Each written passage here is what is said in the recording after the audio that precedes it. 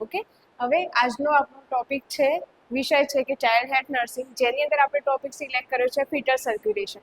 ફીટલ સર્ક્યુલેશનની અંદર ઘણા બધા વિદ્યાર્થીઓને પ્રોબ્લેમ થતી હોય છે. તો આજે આપણે જોઈએ કે ફીટલ સર્ક્યુલેશન શું છે અને ફીટલ સર્ક્યુલેશન પ્રોસેસ કઈ રીતે સમજવાની. ઓકે, તો સ્ટાર્ટ કરીએ. Fetal circulation is the special blood flow system in fetus where blood carries oxygen and nutrients from the mother through the placenta to the baby and waste product are sent back to the mother for removal. એટલે કે જ્યારે foetus mother વૂમમાં છે, mother વૂમનો મતલબ શું થશે?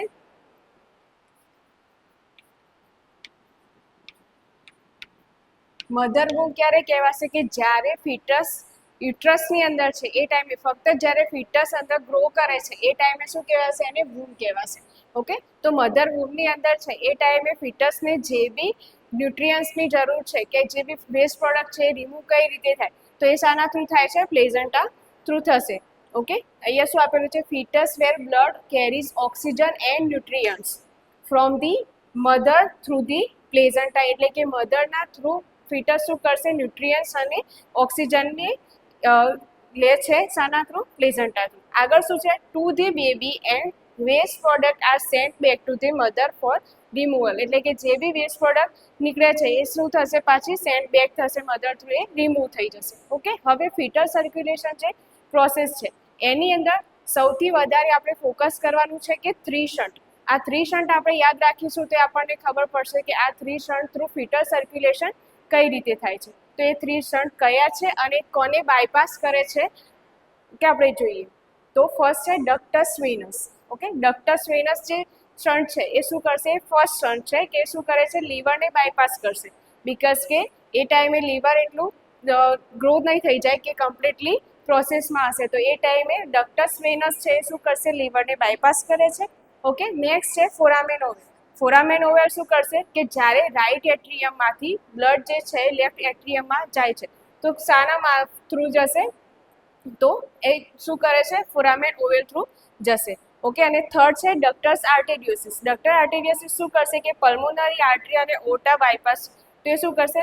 એ ટાઈમે lungs બી એટલે develop નહીં હોય કે કમ્પ્લીટલી જે ગેસીસ એક્સચેન્જની પ્રોસેસ કરી શકે. તો એ ટાઈમે જે ડક્ટસ આર્ટેરિયોસિસ છે એ શું કરે છે? કે લંગ્સને બાયપાસ કરશે અને એના થ્રુ જે ઓક્સિજનેટ બ્લડ છે ફિટસની અંદર સર્ક્યુલેટ થશે અને આ પ્રોસેસ આગળ વધશે. હવે આપણે જોઈશું આગળ કે ફ્લો ચાર્ટના વેની અંદર જોઈશું કે ફીટલ સર્ક્યુલેશન કઈ રીતે આગળ વધશે. તો વિદ્યાર્થી મિત્રો, હવે આપણે ફ્લો ચાર્ટ જોઈશું કે ફીટલ સર્ક્યુલેશનનો ફ્લો ચાર્ટ શું છે. ઓકે, તો ફર્સ્ટ જે પ્લેઝન્ટા છે, પ્લેઝન્ટા મારફતે જે ઓક્સિજનેટેડ બ્લડ છે એ શામાં જશે? અમ્બિલિકલ વેન. હવે અમ્બિલિકલ જે વેન છે એના થ્રુ જે ઓક્સિજનેટેડ બ્લડ છે કે જે મધરથી ફીટસમાં આવે છે એ ક્યાં જશે? તો હાફ ઓફ બ્લડ જે છે એ લીવરમાં અને બીજું છે ડક્ટસ વેનસિસ.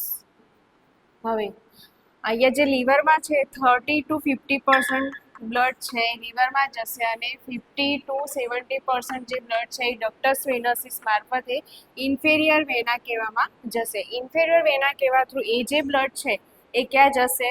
તો રાઇટ એટ્રિયમની અંદર. હવે રાઇટ એટ્રિયમમાંથી હાફ ઓફ જે બ્લડ જે છે, ઓકે, જે એ શું થશે? હાફ ઓફ બ્લડ જે છે એ જશે ફોરામેન ઓવેલ અને હાફ ઓફ જે બ્લડ છે એ ક્યાં જશે? તો રાઇટ વેન્ટ્રિકલની અંદર. ઓકે, હવે આ જે રાઇટ વેન્ટ્રિકલ વાળું જે બ્લડ છે એ ક્યાં જશે? તો પલ્મોનરી ટ્રંક.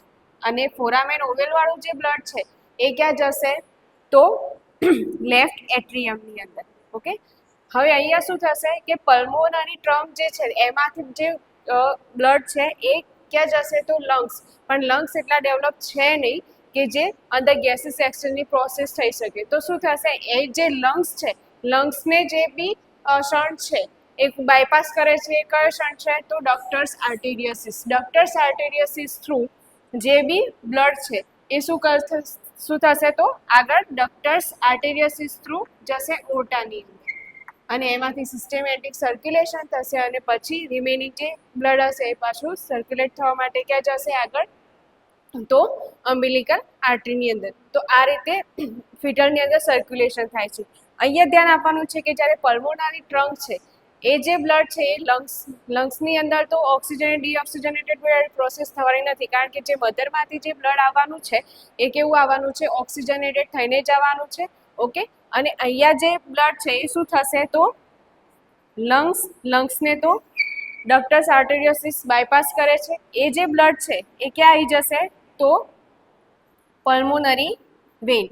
અને પલ્મોનરી વેન થ્રુ, જેમ એડલ્ટની અંદર શું હોય છે, pulmonary vein through left atrium, ત્યાંથી લેફ્ટ વેન્ટ્રિકલ અને ઓર્ટા. આ રીતે ફિટલ સર્ક્યુલેશન થશે.